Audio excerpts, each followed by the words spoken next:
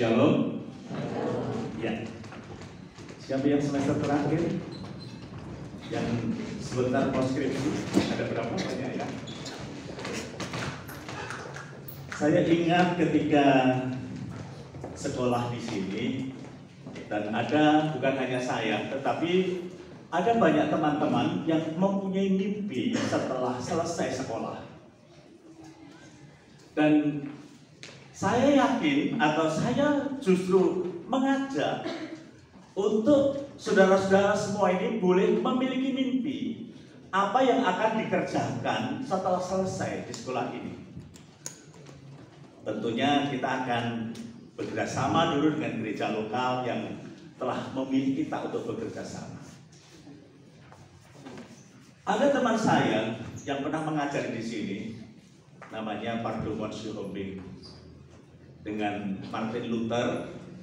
Dia memiliki mimpi, cita-cita untuk menjadi pengkhotbah 5 benua. Kira-kira keren nggak? Kira-kira bisa terjadi saat ini nggak? Nggak berani punya mimpi. Mimpi itu nggak bayar. Ada yang mimpi ditarik bayaran? Karena mimpi itu nggak bayar, bermimpilah yang besar. Dan puji Tuhan, teman saya ini sudah menjelajah beberapa benua dan saat ini menjadi pengkhotbah, penginjil yang digemari banyak orang. Baru-baru ini bersama-sama dengan saya reuni ke Batu Raja. Ada orang yang mimpi menjadi seorang penginjil. Kenapa sih? Ada orang bilang gini, penginjil itu modal 5 khotbah bisa keliling 5 benua. Halo? Ngerti maksud saya? Dia kan punya bahan 5 khotbah, dia bisa keliling penginjilan kemana-mana, khotbah dari gereja ke gereja lain. Tetapi ada juga orang yang memiliki satu panggilan untuk menjadi seorang gembala. Saya sebenarnya mimpi saya menjadi seorang penginjil, tetapi saya lebih taat kepada Tuhan. Tuhan memilih saya, memanggil saya untuk menjadi seorang penggembala, sehingga setiap seminggu minimal 2 kali harus mempersiapkan khotbah. Itu gak gampang, ya. Lebih tak penginjil apa gembala kira-kira? Penginjil ya tanpa beban, khotbahnya ngawur pun dia nggak akan disalahin. Tapi gembala lah yang akan mengobati ketika jemaat itu terluka. Gembala itu yang akan memberikan jalan keluar ketika jemaat itu menghadapi masalah. Ada orang yang terpanggil untuk melayani pelayanan rohani, bukan penggembala, bukan penginjil. Ada alumni Tamangu seangkatan dengan saya, mungkin ada yang kenal Artaides Matupang. Ya, beliau terpanggil untuk melayani panti rehabilitasi mental. Kemarin dia perjalanan ke bandara juga ketemu dengan orang gila. Ya, disamperin mau dibawa pulang. Kira-kira di sini ada yang berani nggak nih? Ada orang gila terus samperin. Pulang. Pulang mana? Saya juga rumah nggak punya. Ada orang yang terpanggil untuk melayani di penjara-penjara. Ada yang terpanggil melayani di tempat lokalisasi, tempat-tempat pelacuran. Tentu ketika mereka dalam pelayanan itu, mereka merasa dipanggil oleh Tuhan, dipilih oleh Tuhan, ditetapkan oleh Tuhan untuk melayani di tempat-tempat yang telah ditetapkan Tuhan. Namun di tengah perjalanan itu banyak orang yang menjadi ragu dan bimbang. Kenapa? Karena masalah hidup. Ada teman saya, bukan alumni, yang ngomong sama saya gini, enak loh Pak Barnabas itu jadi gembala. Enaknya di mana Pak? Saya tanya. Ada perpuluhannya. Saya ngomong, kalau enak jadi gembala, ngapain kamu nggak jadi gembala?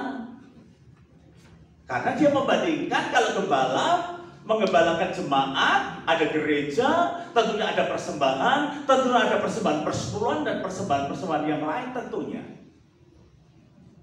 Dia melayani di penjara, dia membawa sesuatu dalam penjara itu supaya dia bisa menjadi berkat bukan hanya rohani, tetapi juga menjadi berkat secara jasmani. Lalu saya jawab kepada hamba Tuhan itu, "Lah dulu siapa yang nyuruh kamu melayani di situ, Pak?" Simpel ya. Terus saya jawab apa kira-kira? Dia kan jawab, siapa yang nyuruh? Tuhan. Lalu saya katakan, kalau kamu yakin kamu dipanggil Tuhan untuk melayani di situ, kamu tahu kamu ditetapkan Tuhan melayani di situ, tenang. Tuhan yang akan pelihara kamu. Tuhan yang akan mencukupi segala kebutuhanmu. Tenang di dalam pelayanan tema pagi. Kalau Ibu Arta Simatupang dengan Bapak Titus Ladi itu melayani orang-orang gila. Orang-orang gila kalau kebaktian bawa kolektor enggak? Halo? Tetapi Pak Titus butuh itu situ. Rumahnya gede banget. Tempat rehabnya itu 2000 meter persegi. Keren. Dia punya rumah seharga di atas 600 juta. Mobilnya 3. Barnabas nggak punya. Tetapi apakah saya lalu bimbang? Saya ragu dengan pelayanan yang Tuhan sudah percayakan saya selama 38 tahun ini? Tentunya tidak.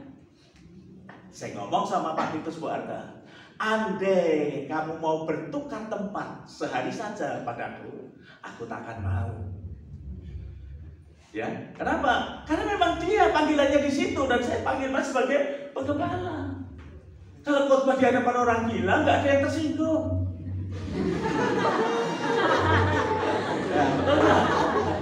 Tapi kalau khotbah di hadapan orang parah, saudaraku, pola pikir orang itu kan macam-macam ya. Orang Manado sama orang Batak kan dia suka pedes. Ya.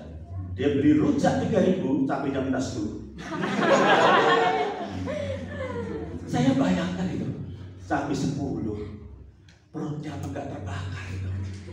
Tetapi bagi mereka yang gemar makan cabai ya enggak masalah. Tetapi kalau saya hanya 3 cabai saja, kemudian kurus 3 kilo. Nah, ayo, ketika kita merasakan panggilan Tuhan di setiap bidang kita, mungkin tadi Pak Arif, ada Pak Indro, ada Pak Anto, mas-mas dan itu belum tua dibandingkan saya. Kalau dibandingkan Anda ya tua banget.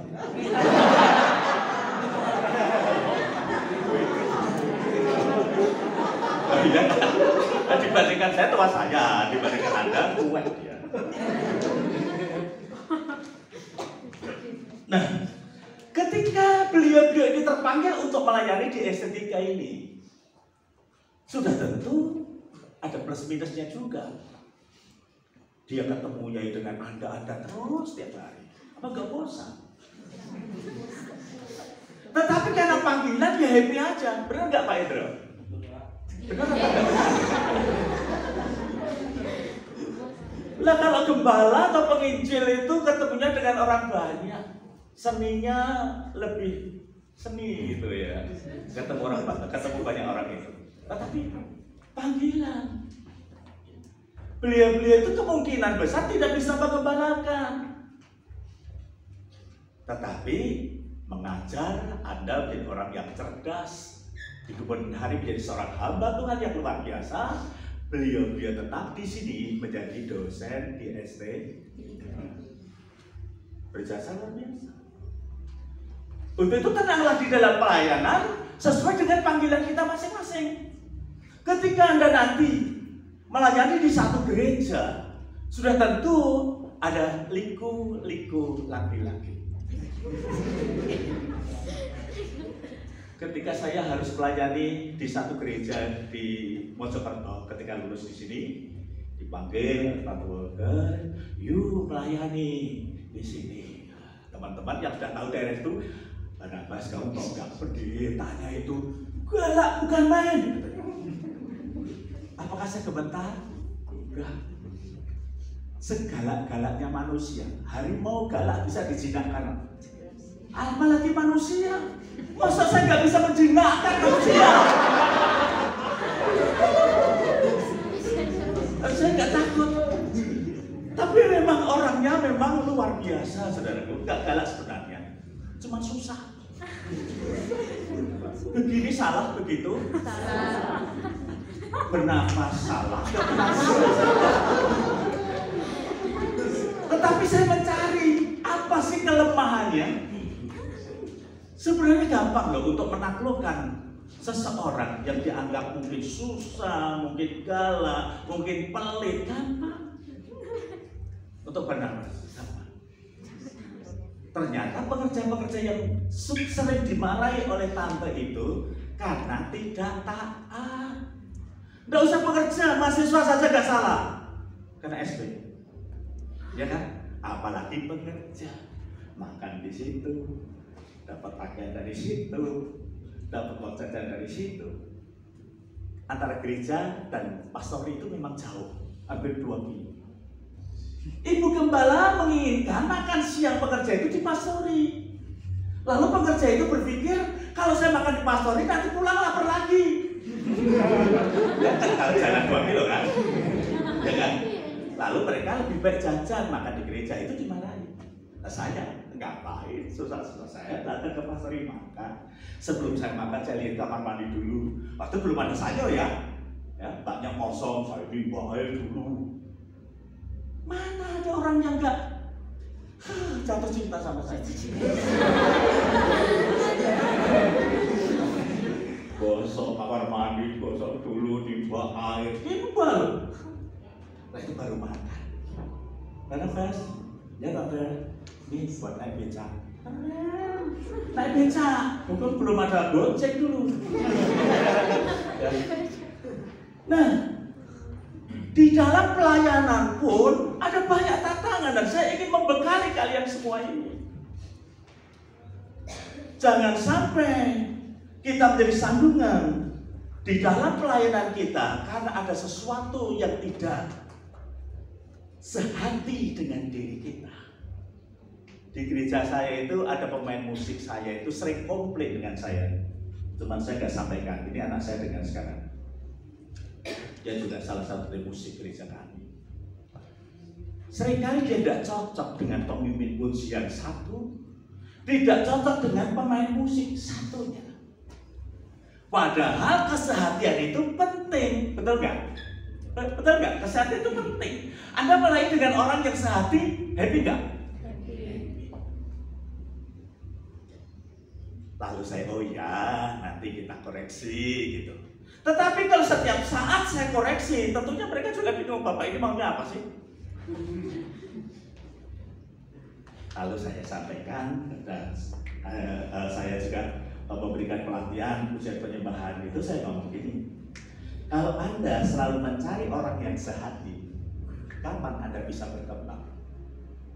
Justru orang yang tidak sehati, jadikan itu menjadi sehati. Ya, kalau dia ditegur nggak mau gimana? Jadi kapal aja. Artinya apa? Sabar, gitu ya. Sampai dia bisa sehati dengan hati kita. Ngerti maksud saya? Jadi di dalam pelayanan nanti mungkin akan ketemu dengan hal seperti itu. Ayo kita landasi dulu kebenaran firman Tuhan. Pemberitaan firman Tuhan pagi ini saya ambil dari Injil Matius pasal yang ke-14. Pasal ini cukup terkenal dan tentunya saudara semua masih ingat ini. Yesus berjalan di atas air. Ya. Ada 2 kata penting, yaitu perintah Tuhan dan Tuhan berkata, katakanlah. Jadi saya simpulkan sama perintah Tuhan. Ayo kita baca dari ayat 22. Sesudah itu Yesus segera memerintahkan murid-muridnya naik ke perahu, memerintahkan murid-muridnya ke atas perahu. Bagi Anda yang saat ini sudah ada tempat di mana Anda akan melayani nanti, ya, melalui pemimpin saudara sudah ditetapkan untuk melayani di sana. Perintah Tuhan, anggap itu satu perintah Tuhan. Untuk apa Tuhan memerintahkan? Yaitu memerintahkan murid-muridnya naik ke perahu dan mendahuluinya ke seberang. Sementara itu ia menyuruh orang banyak pulang. Dan setelah orang banyak itu disuruhnya pulang, Yesus naik ke atas bukit untuk berdoa seorang diri. Ketika hari sudah malam, ia sendirian di situ. Perahu-perahu murid-muridnya sudah beberapa mil jauhnya dari pantai dan diombang-ambingkan gelombang karena angin sakar. Kira-kira jam 3 malam datang Yesus kepada mereka berjalan di atas air. Ketika murid-muridnya melihat dia berjalan di atas air, mereka terkejut dan berseru, "Itu hantu!" Lalu berteriak-teriak karena takut. Tetapi segera Yesus berkata kepada mereka, "Tenanglah, aku ini, jangan takut." Lalu Petrus berseru dan menjawab dia, "Tuhan, apabila Engkau itu, suruhlah aku datang kepadamu berjalan di atas air." Kata Yesus, "Datanglah." Maka Petrus turun dari perahu dan berjalan di atas air mendapatkan Yesus. Tetapi ketika dirasakan tiupan angin, takutlah ia. Tetapi ketika dirasakan tiupan angin, takutlah ia dan mulai tenggelam. Lalu berteriak, "Tuhan, tolonglah aku." Segera Yesus mengulurkan tangannya, memegang dia dan berkata, "Hai orang yang kurang percaya, mengapa engkau bimbang?" Lalu mereka naik ke perahu dan angin pun redalah. Dan orang-orang yang ada di perahu menyembah dia, katanya, "Sesungguhnya engkau anak Allah." Di depan saya mengatakan bahwa banyak orang itu membandingkan dirinya dengan orang lain, membandingkan pelayanannya dengan pelayanan orang lain, padahal setiap orang itu memiliki panggilan yang berbeda-beda. Dan ini yang sering terlupakan. Padahal dari kebimbangan dirinya itu kebanyakan karena soal finansial. Ketika saya melayani di Teluan, ya perjuangannya panjang ya, sempat cerita sama Mas Anto beberapa waktu lalu. Dan ketika saya berada di gereja yang saya layani, dulu gerejanya masih pinjam dari rumah ke rumah, jemaat saya masih sewa rumah. Dan ketika kami membangun gereja kecil, ya sekarang gereja besar, ya gereja kecil sekarang jadi pastoral. Ya. Kami dalam kondisi ya hidup sih hidup, tetapi tidak seperti yang saya kehendaki. Kala itu yang namanya pakai baju batik keris itu keren. Tapi saya nggak bisa beli baju batik keris mahal. Saya bisa beli baju batik Arab. Perten nggak bisa. Perten juga bisa, tapi keris nggak bisa karena mahal. Jadi baju itu kalau saya pakai ya, ketemu orang terus saya bersenggolan gitu ya, bersuara gitu, kesek. Karena bahannya dari TR. Ya. Kalau batik keris bahannya ya kayak yang saya pakai ini. Tapi ini nggak mahal loh, nggak mahal. Bagi saya, bagimu, Pak. Mati kayaknya. Cek. Mati gak? Gara-gara batik keris. Dan kami kadang nggak makan. Saya mencoba memutar otak saya dengan bikin es lilin, kulkas. Saya nggak bisa beli freezer baru. Beli freezer bekas harganya waktu itu 25.000.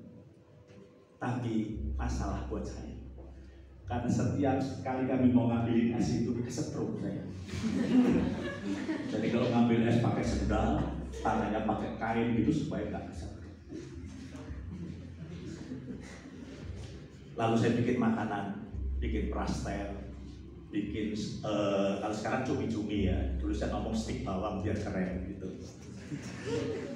Saya titipkan di sekolah-sekolah. Akhirnya saya meningkat lagi jualan baju batik. Nah, akhirnya kalau saya pakai baju batik nggak beli, ya pakai baju sendiri, makan pulaan, ya, beli juga. Dan ketika dalam kondisi seperti itu, saya dilamar satu gereja besar di Solo, GUPDI Pasar Legi, untuk mengembalakan jemaat GUPDI Kuarasan. Itu sekarang anggotanya sekitar 700 orang. kurang lebihnya. Waktu saya masih 400-an. Padahal ketika itu jemaat yang saya layani itu belum banyak, belum ada 50 jiwa belum ada. Dan fasilitas yang akan diberikan kepada saya itu luar biasa. Waktu itu saya masih naik sepeda kayu, sepeda ontel itu. Fasilitasnya mobil, pastori, tapi bukan milik saya. Itu hanya fasilitas. Tertarik nggak kalau saudara ditawarin kayak gitu? Ini kondisi kadang makan, kadang enggak. Ya, kalau kepengen makan ikan bakar ya gereh itu, gereh bakar. Ya, itu kan gereh ikan juga ya. Kita siasati. Kadang pakai kerupuk sama sambal gitu ya. Karena didoakan sambil dibikin pedes seperti setan gitu ya. Supaya bisa berkeringat gitu. Makan lauknya kerupuk sama sambal tapi keringat bercucuran seperti makan soto gitu. Kalau kepengen makan daging empal gitu ya, tahu empal dari daging sapi itu ya. Kita aja karak beli kemarin dimakan hari ini, jangan ditaruh di apa namanya lontong atau apa gitu, dia dibiarkan di meja itu. Nanti kan lembab. Dianggap aja itu ikan empal gitu.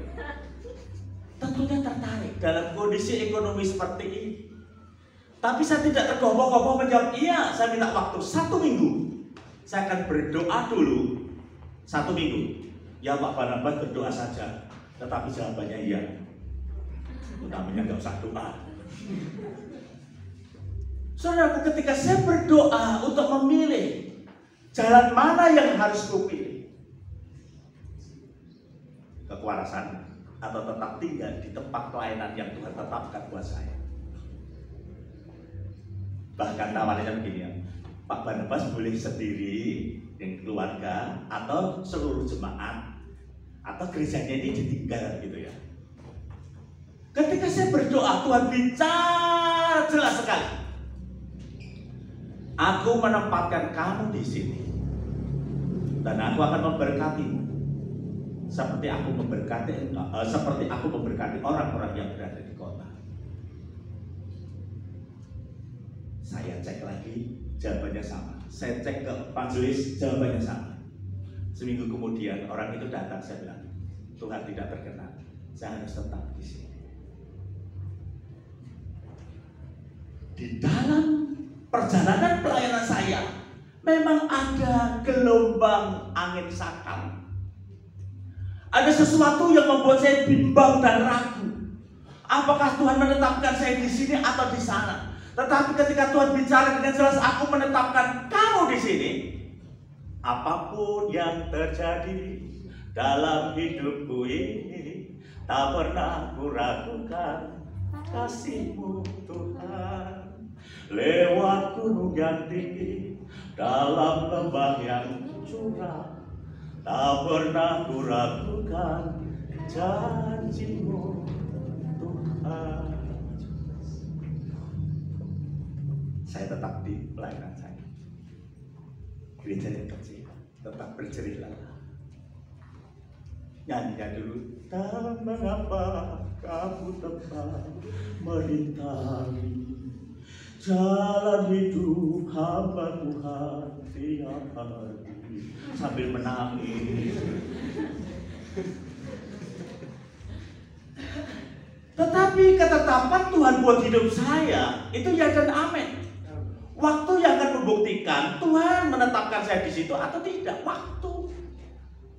Dan saya tetap menunjukkan kesetiaan saya untuk melayani di situ dengan jemaat yang belum seberapa, miskin semua. Gak ada yang naik motor, gak punya. Sepeda yang punya 1. Rumah jemaat meja kursi gak punya. Jadi kalau saya datang, tikar, dibuka, duduk. Hanya 1 yang punya kursi pun saya takut untuk duduk di kursi. Karena banyak kutu busuknya. Jadi kalau duduk di situ, paha saya itu langsung melepuh-melepuh. Berapa waktu kemudian, Tuhan meneguhkan saya bahwa saya dipanggil Tuhan untuk melayani di Gereja Pantai Kosta Immanuel Pangkalan. di Sukoharjo. Kenapa? Melalui apa? Hamba Tuhan, maaf, ini tidak bermaksud untuk hamba Tuhan itu tidak. Hamba Tuhan itu baik sekali karena saya mengenal dia dengan baik. Ini saya ingin menunjukkan panggilan Tuhan untuk saya ini. Hamba Tuhan itu istrinya kecelakaan, koma, di rumah sakit kasih ibu, saya besok. Lalu saya tanya, waktu itu belum ada BPJS ya, biayanya bagaimana? Lalu beliau menjawab, ini mau ditanggung majelis dulu. Nanti kalau asuransinya sudah keluar, diganti. Hamba Tuhan ini oleh ketetapan Tuhan tidak dikaruniai anak. Orang yang tidak punya anak seharusnya tabungannya banyak, tapi ini tidak punya tabungan. Saya mendengar itu, saya bersyukur. Bukan mensyukuri keadaan teman saya ini. Saya membantu teman saya semampu saya. Saya bersyukurnya begitu. Tuhan, terima kasih. Aku boleh menjadi hamba-Mu yang setia, yang taat kepada perintah-Mu. Kenapa? Karena saya melayani di gereja yang kecil dengan 3 orang anak. Semuanya kuliah. Walaupun saya tidak punya tabungan, tapi anak saya kuliah 3-tiganya. Jadi saya bisa beli gereja yang besar. Dari mana waktu itu? Dari Allah Subhanahu wa Ta'ala. Dari Tuhan Yesus Kristus. Kita mulai lengkap. Di situ saya merasa bersyukur karena saya menjadi hamba Tuhan yang setia, menjadi hamba yang taat sekalipun ketika itu saya mengalami permasalahan di bidang ekonomi. Saya hanya punya prinsip, Tuhan, kalau aku harus mati karena kelaparan, biar aku mati. Tetapi tidak mungkin itu terjadi. Jadi Anda yang sudah mempersiapkan diri untuk melayani, saya juga lulus lah ikut orang gitu kan. Tapi saya punya target. Saya ngomong sama Pak Pendeta saya, 2 tahun kalau saya ikut di sini. Setelah itu saya mau merintis sendiri. Karena saya lebih senang menjadi tuan kecil daripada menjadi pembantu besar. Lalu masa saya menjadi pembantu kecil, menjadi pembantu besar, itu mulai di gereja besar, tapi jadi pekerja di situ. Tapi bukan nggak boleh ya, ini saya ya. Saya ingin menjadi tuan yang kecil di desa. Ya, di desa Pakalan. Tapi bersyukur kepada Tuhan, Pak Barnabas di situ cukup terkenal. Nah, percaya di Sukoharjo ya, tidak usah Sukoharjo lah. Karesidenan Surakarta ini lah, banyak orang mengenal saya. Anda mengenal saya? Mengenal sekarang? Saya kenal saya? Nggak kenal banget. Kamu bisa ngarepe loh, nggak kenal. Udah di depan mata ini. Tanya, turun ke Solo gereja-gereja, tanya Pak Barnabas Sarsiman. Yang nggak tanya, yang nggak kenal berarti belum ketemu saya.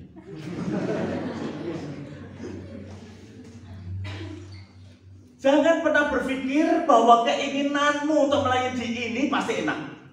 Belum tentu. Keinginanmu berbeda dengan keinginan Tuhan, rancanganmu berbeda dengan rancangannya Tuhan. Belajar menjadi seorang hamba Tuhan yang setia dalam panggilan. Ya. Jangan setia dalam pelayanan. Yang penting melayani, kan ada banyak orang bilang begitu. Yang penting dalam melayani. Kalau Anda dipanggil Tuhan untuk menjadi seorang penginjil, oke. Okay. Anda menjadi gembala, guru, udah panggilanmu di bidang mana? Tetap belajar setia. Berikutnya, panggilan yang Tuhan tetapkan untuk kita dimanapun, mau di pedalaman, mau di mana, kalau memang Tuhan memanggilmu di situ, yakin Tuhan itu beri-Immanuel, Tuhan itu bersertamu, Tuhan menyertaimu, sehingga kita tidak perlu takut. Walaupun hidup di dalam pelayanan itu tidak luput dari yang namanya masalah. Tapi kalau Tuhan yang perintahkan, seperti tadi para murid diperintahkan Tuhan untuk mendahuluinya. Sekali mau ada perahu di ombang-ambing karena gelombang yang disangka, Yesus datang. Ya. Yesus datang. Tuhan itu pasti atau senantiasa hadir di saat kita membutuhkan Dia. Kalau setiap hari kita merasa membutuhkan Dia, Dia berkenan hadir di dalam hidup kita. Di dalam pelayanan, untuk beberapa kali saya mengalami jamahan Tuhan yang luar biasa. Bukan saya rekayasa. Justru di saat-saat saya mengalami goncangan yang luar biasa pada waktu itu, difitnah sana sini, saya nggak membela diri. Saya nggak perlu klarifikasi. Semua saya serahkan pada Tuhan. Dan saya katakan, Tuhan, Engkau tahu isi hatiku seperti apa. Manusia hanya mereka-reka. Manusia hanya menilai dari kata orang. Saya katakan, Tuhan, aku mau tunduk kepadamu. Tuhan menjamah memberikan kekuatan yang luar biasa. Dan pada akhirnya kebenaran itu pasti akan muncul pada waktunya. Dan orang-orang itu mengatakan, ternyata kamu yang benar. Tidak perlu membela diri. Jadi jangan takut.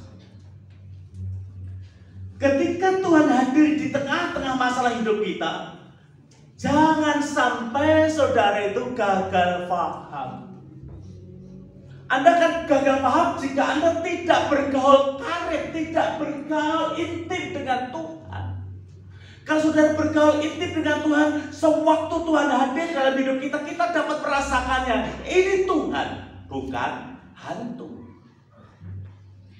Seringkali masalah ini membutakan mata hati kita sehingga kita tidak mampu menilai, tidak mampu melihat kekuasaan Tuhan yang berlaku atas hidup kita, kehadiran Tuhan dalam hidup kita.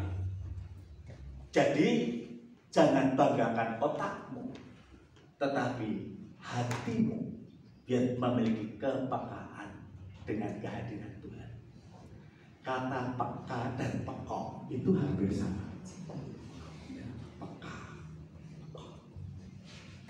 Peka itu apa ya? Dengar-dengar, tajam. Peka itu goblok.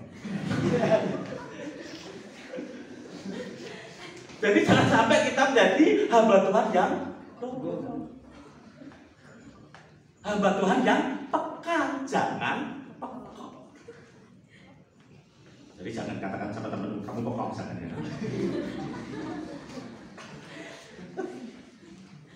Kalau kita peka dengan suara Tuhan, oh, hidup itu indah. Sekalipun kita nggak pakai. Kesaksian ini, waktu saya bangun gereja yang besar ini, ya 10 kali 20 untuk saya besar. Tapi tanahnya 670, jadi cukup luas. Baru tembok berdiri, bangunan dia tembok berdiri itu ya, masih batu-bata. Tiba-tiba ada gosip. Uang macet, tidak ada uang masuk. Setiap satu bayar tukar tuh nggak ada uang. Apa yang saya lakukan? Apakah saya mencari-cari? Enggak. Saya ngajak jemaat untuk berdoa semalam di gereja, di bangunan gereja yang belum jadi, atap yang nggak ada. Ya kalau hujan nggak tahu lari apa enggak, tapi puji Tuhan nggak hujan. Tetapi angin itu kencang sekali. Yang saya ada rasa sedikit takut kalau temboknya roboh, karena belum kuat. Saya katakan, Tuhan, aku ini hamba-Mu dan aku membangun ini karena perintah. Dan sekarang Tuhan dengar, Tuhan lihat, banyak orang yang memfitnah saya. Tapi saya tahu kalau Engkau sudah membukakan pintu, tidak ada seorang pun yang mampu menutupnya. Tapi kalau Engkau menutup, tidak seorang pun yang mampu membuka. Dan aku yakin Engkau sedang membuka dan bukan menutup. Sabtu berikutnya, saudaraku, uang datang sampai gereja itu selesai dibangun. Gelombang angin ini, saya katakan Tuhan, ada Engkau di balik angin ini, ada Engkau di balik pencobaan ini. Kalau orang-orang Kristen pendahulu saya selalu mengatakan, ada mahkota di balik salib, ada mahkota di belakang salib. Jadi ada kuasa di dalam berdoa. Jadi tantangan boleh datang, tetapi hanya mengadu kepada Tuhan. Tuhan engkau yang akan bertindak untuk menyelesaikan semuanya ini. Jangan bimbang. Ya. Tenang. Saya itu kalau soal duit, soal uang, tenang banget. Tenang. Udah. Nggak punya uang pun tenang. Sekali waktu dompet saya itu tinggal 50 ribuan belum, sama 2 ribuan. Tanggal 1, ya bulan bulan November ini. Tiba-tiba ada hamba Tuhan datang. Tiap bulan dia datang. Saya ngomong sama anak saya pesan, "Dad, kamu punya uang nggak?" Sebab dompet saya itu ya buat apa-apa gitu 100 ribu. Anak saya belum jawab. Saya bilang, sambil dong, ada dompet di bapak sana, dimasukin amplop, kasih. Di bulan ini mengalami tantangan. Mau beli sabun aja tidak bisa. Masa tahu Barnabas? Sabun saya sabun cair soalnya, bukan sabun tangan. Sinsui lagi.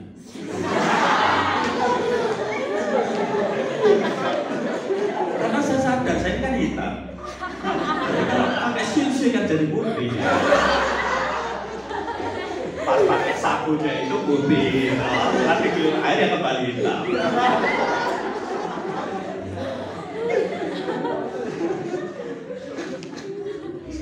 Tapi saya tenang. Istri saya nggak tahu kalau saya nggak punya uang. Saya kalau nggak punya uang diem, nggak mau teriak-teriak. Lalu sama bapak aku yang duit nggak mau, dia. Tapi ada berita melalui WA ke teman saya itu meninggal, hamba Tuhan. Tanya enggak ya? Tanya uang dari mana ini? Saya buka buku. Di situ ada uang titipan jemaat saya untuk bayar arisan 250 ribu.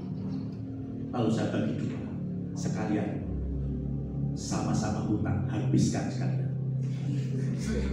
Habis layak, saya pergi ke toko beli sabun. Pertama tidak ada yang tahu itu. Itu malamnya ada jemaat saya datang. Jangan pikir kayak duit loh. Jemaat saya itu datang. Mbah, manggil saya Mbah, karena sudah tua loh.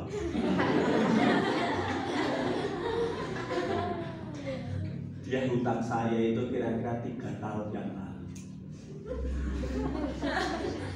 Bayar hari itu 2 juta. Makan bakso dengan bakulnya bisa dibeli.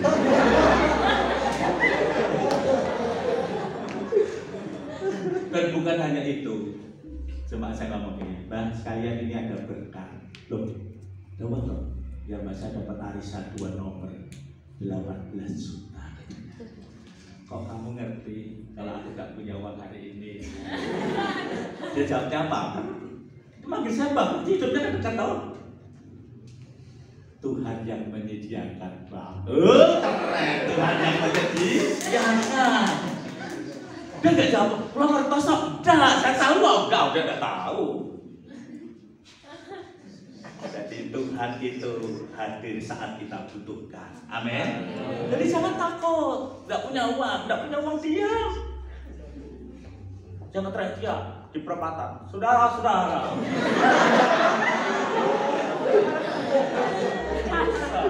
Gak usah ngomong sama jemaat. Gak usah WA teman saya Zrik gitu aja udah bisa beli sabun satrak dikirim. Saya nggak mau kalau kebutuhan saya. Saya kesini ya. Ada oleh-oleh di belakang, nanti tolong dibantu ya Mas Santo ya. Gak banyak sih. Saya bilang gini. Kalau di Solo ada kafe pizza. Aku main tahu mau lo yo join yo, tapi kamu bawa snack ya. Siapa? Tapi ternyata hari ini pembantunya pulang, jadi tidak bisa ikut di sini. Gampang dong. Dikirim tadi malam. Yang dulu sudah gitu. Yuk join yo, aku pelayanin dalam mau, tapi kamu bawa snack ya. Oh siapa Barnabas? Apalagi sabun. Ya kan? Loh, saya dulu di Tanggumangu sering mandi nggak pakai sabun dulu.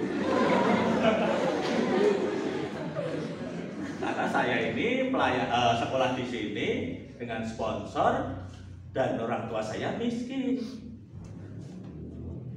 Tapi Tapi saya berdoa, nggak cerita sama teman, aku pinjam sabunmu ya, hari ini habis. No, saya nggak mau. Saya nggak bisa sabun campur-campur, saya nggak mau, takut kena anu. Miskin, tapi sombong.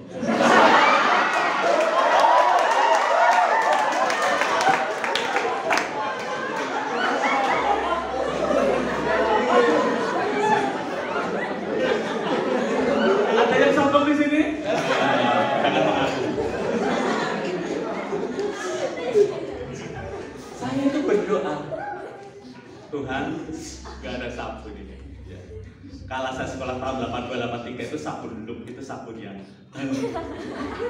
sebab modelnya kan bintang film Lux.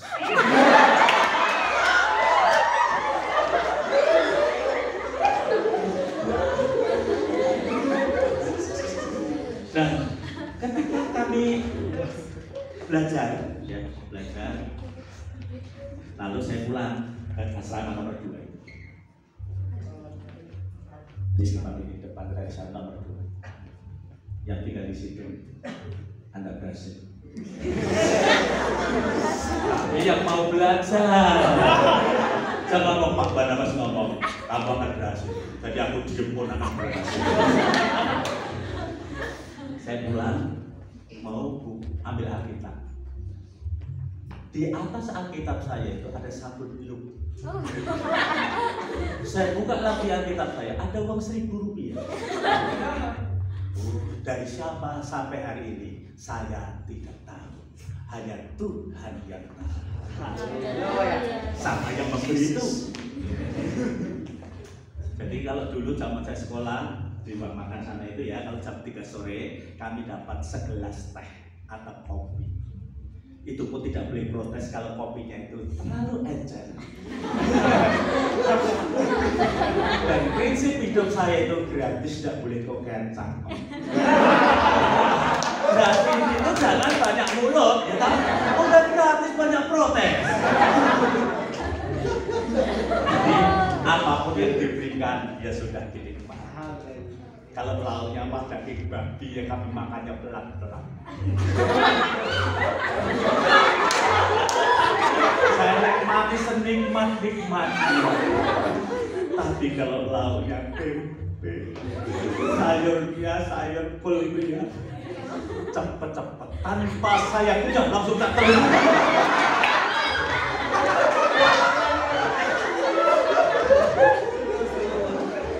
Jadi hidup itu sederhana kan sebenarnya. Enak nggak enak kembali kepada Anda sendiri, cara berpikir Anda sendiri. Jadi bagi saya asal itu makan manusia udah saya telan. Ya kan? Anda mau dogfood? Kan namanya keren, dogfood. Saya nggak mau, itu makanan aja. Lebih baik pecel, ya, itu makanan manusia. Tenang, udah biasa nanti dalam pelayanan tenang, nggak usah bingung. Ya. Tuhan, 3 tahun pakaianku ini terus. Emangnya kamu foto model bukan tidak?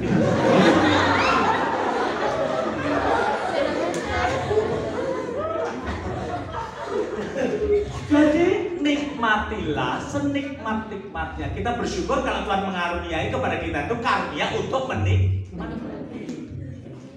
Ada loh di Solo itu orang kaya. Tidak usah tak sebutin karena ini terkenal sekali, nanti Anda tahu. Kaya banget. Tetapi dia tidak bisa menikmati kekayaannya itu. Dia sakit. Dia bisa makan, nggak bisa buang. Jadi waktu dia minta saya doakan, saya terus doa gitu. Maklum, ternyata itu tindakannya keluar dari itu. Suara apa itu? Tetapi orang itu yang sakit itu senang sekali kalau saya nyanyi. Pak Barnabas nyanyi. Nggak dikesuai.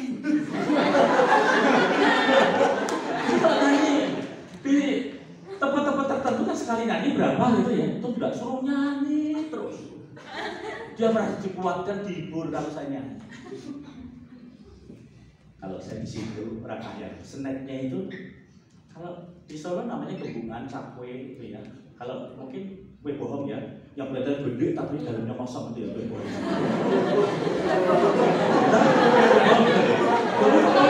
Gitu ya. Kalau orang Jawa bilang gembungan, jadi kulitnya bisa tipes gitu. Buahnya apa? Belimbing. Karena Pak Barnabas yang mendoakan yang tidak kaya seperti dia, buahnya apel. Buahnya apel, anggur. Iya, buah saya itu kalau pas punya uang itu beli tuh. Kalau enggak, ya enggak ya. Itu buahnya. Nah, ketika dia makan tersedak, nggak bisa nelen. Karena itu cakwe sama kue bohong itu kalau ditelan kan agak sulit ya. Apalagi kalau satu masuk mulut itu kan sulit.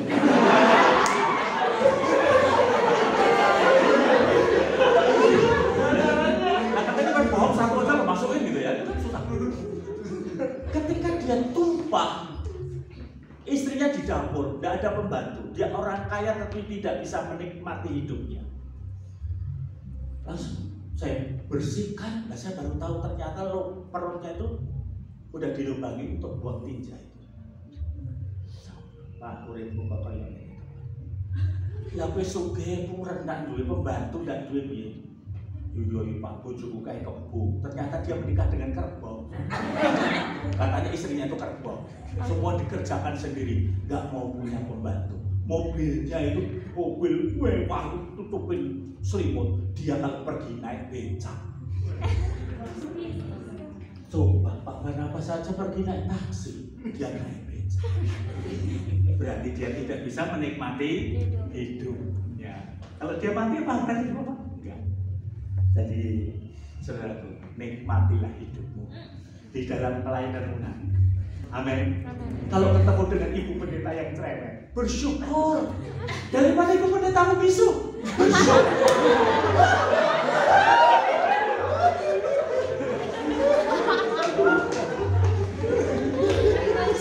Ada teman saya, hamba Tuhan, Pak Anto kenal Pak Sabut. Istrinya itu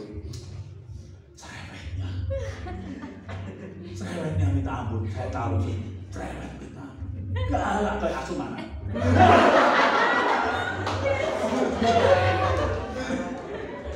Suaminya serba salah, selalu salah. Tapi suaminya juga nggak bisa berbuat apa-apa karena beliau juga tipe suami-suami takut istri. Jadi dia ya ma.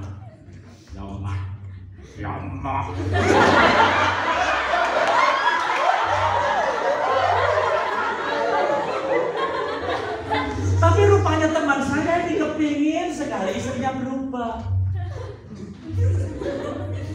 Lalu dia berdoa. Kan boleh kan berdoa? Tuhan, saya kepingin istri saya itu tidak cerewet sehari. Atas kehendak Tuhan, bangun tidur istrinya kena sariawan yang cukup.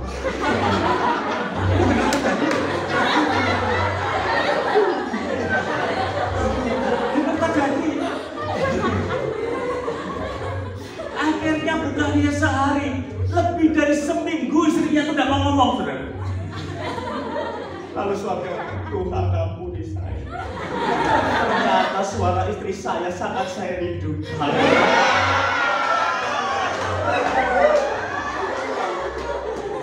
Rupanya perempuan cerewet itu menyenangkan. Tetapi kalau terlalu cerewet menyebalkan.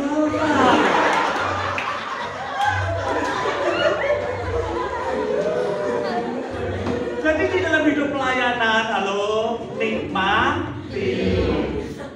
Ya, dinikmati. Pas makannya enak, puji Tuhan. Ya, jangan cepet-cepet ditelan.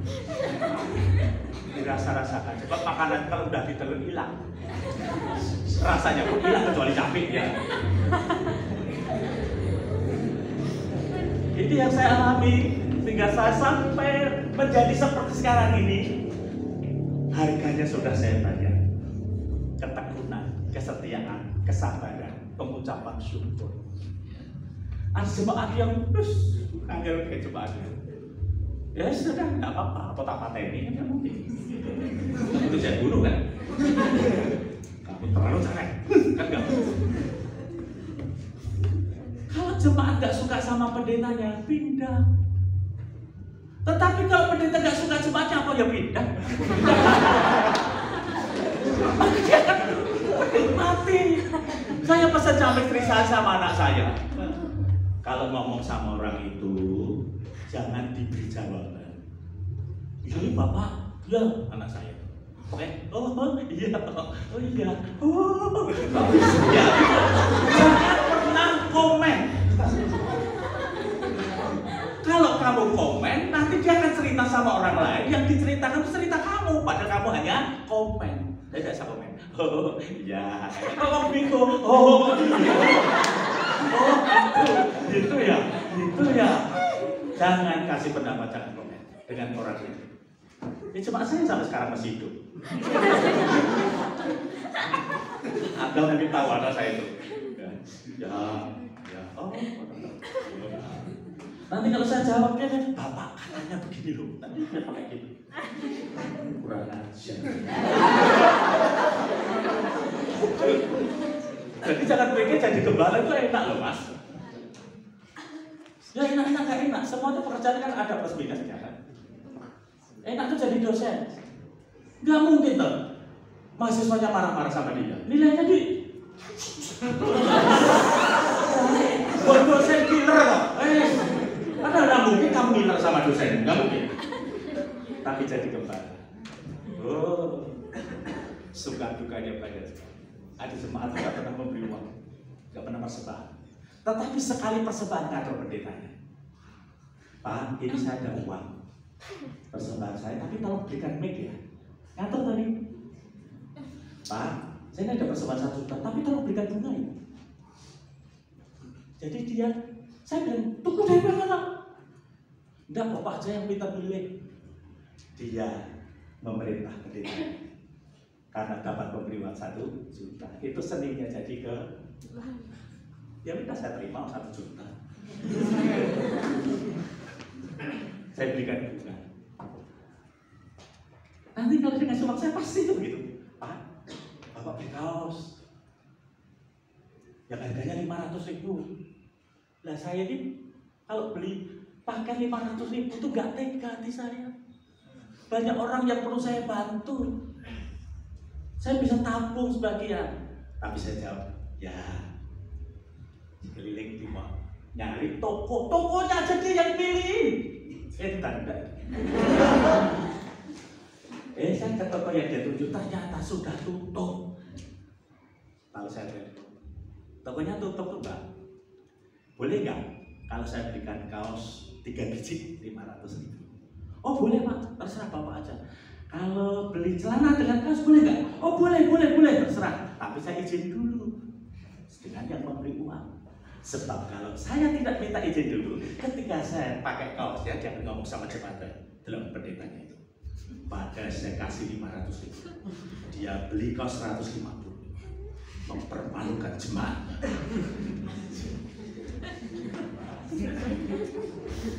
Jadi kalau bukan panggilan jangan pernah pengen jadi gembala. Kalau bukan panggilan jangan pernah pengen jadi penginjil. Layanilah pekerjaan Tuhan sesuai dengan panggilanmu masing-masing. Kalau Anda tidak bisa menyanyi, jangan pernah pengen jadi gembala. Lempari botol nanti. Nah, terakhir. Nah, kelamaan Pak, yes ya. Melalui pencobaan ini, kita akan semakin kuat kalau kita fokus pada Tuhan. Saya belajar dari Matius ini apa? Iman kok ternyata ya kadang-kadang naik, kadang-kadang turun. Ya, kadang-kadang rohaninya minta ampun.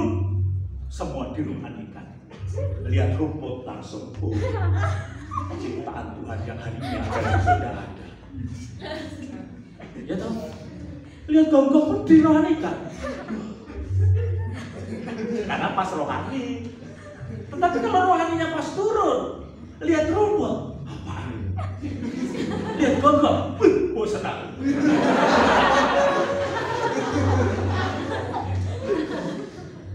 Tetapi kalau kita fokus kepada Tuhan, Tidak akan terjadi seperti itu. Iman kita akan semakin kuat, tidak tenggelam dalam masalah hidup. Saya ini tidak tenggelam dalam masalah hidup. Saya tahu persis Tuhan menjaga saya. Saya pernah mengalami goncangan orang yang luar biasa, saya jujur ngomong. Saya mau tinggalkan pelayanan, padahal diri saya sudah besar. Ya, pelayanan saya mau kerja. Saya mencari pekerjaan di Jogja, gak jagat Solo lah. Nanti naik Solo orang banyak tahu. Gereja bisa diserahkan ke orang. Saya mau kerja di Jogja. Dan ketika saya sedang nego kerjaan itu, saya dapat telepon. Dipanggil gereja Tiberia Jakarta. Saya bilang gak mungkin. Pak, ini sudah saya berikan tiket kereta api, pulangnya pesawat Garuda. Bapak harus berangkat. Ini kesempatan. Saya dalam kondisi goncang, Tuhan ambil saya pelayanan. Kala itu saya kaget setengah mati karena pertama kali saya di Jakarta melayani di gereja Tiberias itu. Khotbah kedua itu saya menghadapi ribuan orang di Menteng Prada. Kalau orang yang tahu Tiberias di Menteng Prada itu yang hadir luar biasa. Kebetulan waktu itu yang perjamuan kudus Bapak Aryaji. Jadi yang datang berlomba luar biasa sampai di depan mimbar penuh dengan orang. Dan situ saya mendapatkan jiwa saya kembali. Tuhan pulihkan saya melalui pelayanan di Tiberias itu. 6 bulan lamanya saya Solo Jakarta 1 berangkat Senin pulang lagi dengan pesawat Garuda. Setelah 6 bulan jiwa saya dipulihkan Tuhan, saya tidak diundang lagi.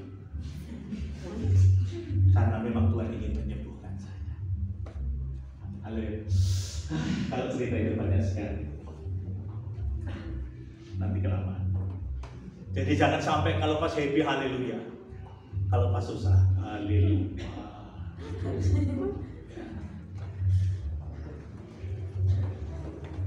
Yang terakhir, seperti Petrus ketika tenggelam di dalam air, ketika dia selepas mengalami mujizat yang luar biasa, dia bisa berjalan di atas air.